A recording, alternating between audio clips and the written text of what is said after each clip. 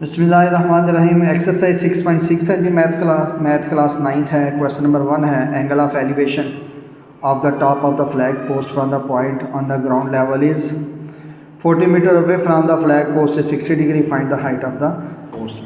Question ये है कि हमने इस तरह से एक फ्लैग लगाया हुआ है, झंडा ज़मीन के ऊपर, उसकी टॉप का ज़मीन के ऊपर बनने वाला एंगल जो है 60 डिग्री का है। जिस जगह पर एंगल बन रहा है वहाँ से फ्लैग के दरमियान का डिस्टेंस 40 मीटर है। हमने फ्लैग की हाइट फाइंड करनी है।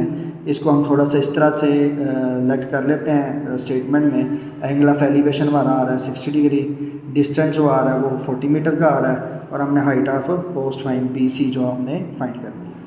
तो ये हमारे पास राइट एंगल ट्राइंगल बन जाती है according to right angle triangle. ये परपेंडिकुलर और ये बेस है। परपेंडिकुलर फाइंड करना है, बेस ये बना है। परपेंडिकुलर बेस होता है वो tan के इक्वल होता है, और साथ में जो है एंगल आ रहा है 60 डिग्री का। ठीक है, तो tan 60 इक्वल टू BC और AB आ जाएगा। tan 60 की वैल्यू चेक कर लेते हैं। tan 60 1.732। तो हमने क्या किया कि वैल्यू पुट कर दी है। BC वैसे आ गया, और AB की वैल्यू क्वेश्चन में गिवन है 40 मीटर। वो 40 मीटर हमने यूज़ किया। 40 डिवाइड कर रहा है, इधर आके मल्टीप्लाई करेगा, फिर 1.732 को 40 से मल्टीप्लाई कर लेंगे तो 69.28 मीटर आ जाएगा। ये हाइट ऑफ पोस्ट आ जाएगी हमारे पास। फिर आगे क्वेश्चन नंबर 2 है, N isosceles triangle has a vertical angle of 120 degree and base 10 centimetre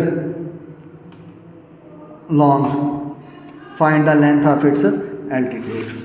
मतलब यह है कि हमारे पास ये एक आइसोसेलेस ट्राइंगल था। आइसोसेलेस ट्राइंगल कौन सा होती है? जिसकी दो साइड्स आपस में इक्वल हों। ये दो साइड समझ लें आपस में इक्वल हैं। वर्टिकल एंगल जो है वो 120 डिग्री का है, और ये जो नीचे वाली साइड इसकी आ रही है ये सारी जो है ये 10 सेंटीमीटर है। तो हम क्या करते हैं कि हम ये जो वर्टिकल एंगल है ना 120 डिग्री का, यहाँ से हम इसका बाइसेक्टर ड्रा करेंगे, नासफ ड्रा करेंगे, जो आके नीचे बेस को D पॉइंट पर इंटरसेक्ट करेगा। तो इस तरह से जो 10 सेंटीमीटर है ये भी डिवाइड हो जाएगा, 5 सेंटीमीटर इधर आ जाएगा और 5 सेंटीमीटर इधर आ जाएगा। तो ये हमारे पास फिर ADB या CDB ये दो हमारे पास राइट एंगल ट्राइंगल्स आ जाएंगे। अब हम एक ट्राइंगल ले लेते हैं ADB, इसके मुताबिक हम बात करते हैं। तो सबसे पहले तो हम ये एंगल फाइंड करेंगे, ये वाला। तो ये 90 डिग्री का एंगल है, और ये जो 120 को जब हमने हाफ़ किया ना तो 60 डिग्री एंगल इधर हो गया, 60 डिग्री एंगल इधर हो गया, हाफ हो गया। तो angle A plus B, angle D plus angle B 180 degree होता है। Sum of angle of triangle 180 degree. Angle A find करना है, एंगल D की वैल्यू 90 और B की वैल्यू 60 आ गई है। इसमें प्लस करेंगे तो जाकर माइनस हो जाएगा। एंगल A की वैल्यू कितनी आ जाएगी? 30 डिग्री। अब हमें कहा गया होगा हमने ये एल्टीट्यूड फाइंड करना, हाइट फाइंड करनी है वाली। तो इस ट्राइंगल के मुताबिक ये परपेंडिकुलर बनता है, और ये क्या है? बेस और एंगल 30 डिग्री का। तो फिर हम tan के रेशो ले लेंगे। tan 30 इक्वल टू ये आ जाएगा BD, ठीक है जी, BD ओवर AD। तो ये BD ओवर AD आ जाएगा। tan 30 की वैल्यू कैलकुलेटर से उसी तरह से हम चेक करेंगे, फिर से चेक कर लेते हैं। tan 30 equal 0.5773। तो ये वैल्यू पुट गई 0.5773 इक्वल BD वैसे आ जाएगा, और AD की वैल्यू हमारे पास क्या आई हुई है? 5। तो ये आ गई, 5 इधर आके मल्टीप्लाई करेगा तो ये वैल्यू दोनों मल्टीप्लाई करके तो BD की वैल्यू 2.88 आ जाएगा, जो कि एल्टीट्यूड के इक्वल है। ठीक है, हम इसको यहाँ पर लिख सकते हैं, एल्टीट्यूड ऑफ ट्राइंगल वो हमारे पास क्या आ जाएगा? 2.88 सेंटीमीटर। क्वेश्चन नंबर 3 है, a tree is 72 metre high. एक दरख्त है 72 मीटर ऊंचा है, और find the angle of elevation of the top of from the point 100 metre away from the ground level. हमने इसका एंगल ऑफ एलिवेशन फाइंड करना है। उसी तरह से आ जाए, ये ट्राइंगल है, एक दरख्त लगा है जिसकी हाइट 72 मीटर है, उसका जो एंगल बन रहा है वो उसकी बेस से 100 मीटर के फासले पे है। तो हमने ये वाला एंगल जो है वो फाइंड करना है। तो हमारे पास ये राइट एंगल ट्राइंगल बन जाती है ABC। इसमें जब हमने एंगल फाइंड करना होता है तो जो दो गिवन साइड्स होती हैं ना, हम दोनों की रेशो लेते हैं। ये परपेंडिकुलर बनता है और ये base.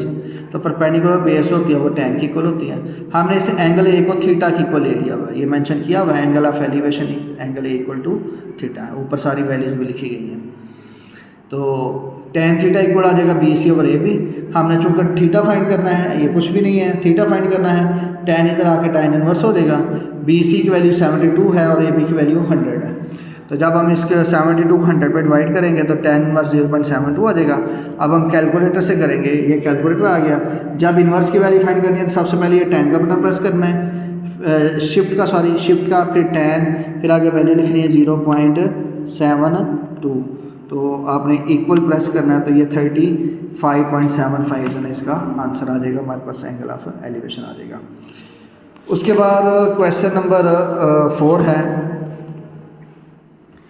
a ladder make an angle of 60 degree with the ground and reaches a height of 10 meter along the wall, find the length of ladder। अब ये क्वेश्चन क्या है हमारे पास कि हमारे पास एक सीढ़ी है, ये सीढ़ी, इसको हमने ये दीवार है, ये ज़मीन है और ये हमने इसके साथ सीढ़ी लगा दी है। कहते हैं जो सीढ़ी है ना दीवार से जब जाकर टच करती है तो ज़मीन के साथ एंगल जो है 60 डिग्री का बना रही है और ज़मीन दीवार के साथ 10 मीटर की हाइट पे जाके टच कर रही है। हमने ये जो सीढ़ी आ रही है इसकी जो लेंथ है ना ये हमने मालूम करनी है। तो उसी तरह से हाइट ऑफ वॉल 10 मीटर आ गया, इसको BC बन रही है ट्राइंगल के मुताबिक। एंगल ये 60 डिग्री का जो एंगल ऑफ एलिवेशन है। लेंथ ऑफ लेडर सीढ़ी की जो लंबाई है वो हमने मालूम करनी है। ये हमारे पास राइट एंगल ट्राइंगल बन जाती है। अब हमारे पास परपेंडिकुलर दिया गया है और हमने हाइपोटेनस फाइंड करना है। तो परपेंडिकुलर हाइपोटेनस होता है साइन के मुताबिक, हम साइन थीटा के रेशो ले लेंगे। Sine 60 degree equal BC over AC, ये BC है और ये AC है। साइन 60 की वैल्यू कैलकुलेटर्स उसी तरह से हम चेक करेंगे, यहाँ पर हम कर लेते हैं जी दोबारा से। साइन 60 इक्वल तो 0.866, ये 0.866 आ गया। BC की वैल्यू क्वेश्चन के मुताबिक 10 है, 10 आ जाएगा। ओवर में AC आ जाएगा। AC जो इधर डिवाइड कर रहा है इधर आके मल्टीप्लाई करेगा तो AC मल्टीप्लाई 0.866 इधर 10 रह जाएगा। अब ये वैल्यू इधर आके डिवाइड करेगी, 10 को इसके ऊपर डिवाइड कर देंगे तो हमारे पास AC की वैल्यू 11.547 आ जाएगा, जो कि लेंथ ऑफ लेडर की इक्वल है। सीढ़ी की जो लंबाई है वो 11.547 की इक्वल आ जाएगी। आगे क्वेश्चन नंबर 5 है, lighthouse tower is 150 metre high from sea level, angle of dispersion from the top of the tower to ship is 60 degree, find the distance between the ship and tower. हमें कहा गया है कि एक tower है 150 metre high है, उसका angle of dispersion 60 degree. यहाँ पर याद रखेंगे कि दो एंगल यूज़ हो रहे हैं, एंगल ऑफ एलिवेशन और एंगल ऑफ डिस्पर्शन। तो इनके जब ट्राइंगल वगैरह बनाए जाते हैं तो इन दोनों की वैल्यूज चूँकि सेम होती हैं इसलिए हम सेम मीनिंग में ही ले रहे हैं 60 डिग्री। तो एंगल ऑफ डिस्पर्शन आ गया 60 डिग्री। हमने distance between the tower and ship, ये जो AB है ये हमने फाइंड करना है। ये ट्राइंगल हो गई, BC हाइट ऑफ टावर है, ये टावर की ऊंचाई है, एंगल आ गया और हमने A से B तक ये डिस्टेंस है, distance between tower and ship AB हमने फाइंड करना है। उसी तरह से हमारे पास फिर राइट एंगल ट्राइंगल आ गई। परपेंडिकुलर गिवन है, बेस फाइंड करना है। परपेंडिकुलर बेस होता है वो tan की इक्वल है, साथ में 60 डिग्री इक्वल BC और AB।